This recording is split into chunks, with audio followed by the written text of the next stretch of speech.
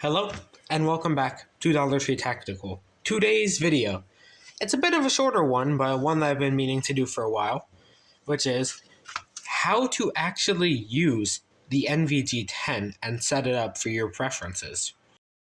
Now, if you have just a unit, printed one of my bridges, or bought one off YouTube, the controls are still the same. To turn it on, you just hold the lowest button, which is the power button, for a couple seconds. It don't power on. As you can see, nothing is shown because I have the googly eye cap on there. And then what you're going to want to do is decide if you want to use it in black, which is grayscale, or green, which is greenscale. And that's going to be decided by this button right here. This will also control your IR. So before you hold the button, it should default to white/grayscale. But if you just tap the button once, it'll turn to greenscale. Tap it back, white, green. After you do that, the next thing you should want to do is hold the button for just a couple seconds until you see that little indicator on the left corner of the screen that says IR off. Go to IR on. IR off is deceiving and it's lying because on IR off, the LED at the front is shining, but just a little bit.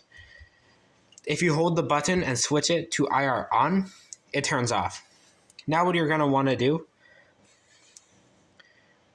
is, once it's on IR on, if you want to turn the actual IR light on manually, you just press it and it'll cycle through IR1, IR2, IR3, and then you have to hold it to IR off, and then hold it again to IR on.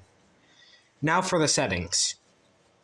As I said, you have 3 IR settings, but you have 8 screen brightnesses. There's also like an auto one, I don't really like that.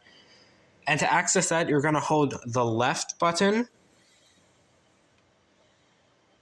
and this little menu screen will pop up. And then for that, you cycle through them using the arrows. For the right one to go down and for the left one to go up. Then you can do things like change the date and time, which I would recommend. LCD brightness, default settings, version. But the one if you're going to want to record, that you're going to want to worry about the most is Wi-Fi. And a big selling point of this thing, I don't even know if it's actually I think it's pretty big, is the fact how you can Bluetooth and wirelessly record. Which is kind of a lie, but kind of true. It's odd. So what you're going to want to do is click on the Wi-Fi setting, switch it to on. Had a minor distraction. As I was saying, if you want to record, you have to access Wi-Fi, which you would do by going to the menu and then selecting the Wi-Fi thing, pressing it, and then pressing it again so it'll say on, and then it'll go back, it'll show a little device code, but that won't mean anything unless you have an app. And I searched for months to find this app, and I finally found it like a week ago or something. And if it looks like it only works on Android, so if you don't have Android, you'd have to record the old-fashioned style by putting the camera up, which creates a weird effect. But even if you have the app, you still technically can't record without a secondary app. So what you're going to want to do, after you download the Roadcam app and you sync the camera to it, you're going to want to have a secondary app. The one I use is X Recorder, and it's a screen recorder app, or you could probably just screen record if you have another app that does that. And then after that, you can finally record your footage. Now, if you want to turn the Wi-Fi off because it's killing your battery and you're not getting any good footage, you can just simply hold the left arrow and it'll turn Wi-Fi off. But it will also reset the regular mode to IR off. So repeat that step.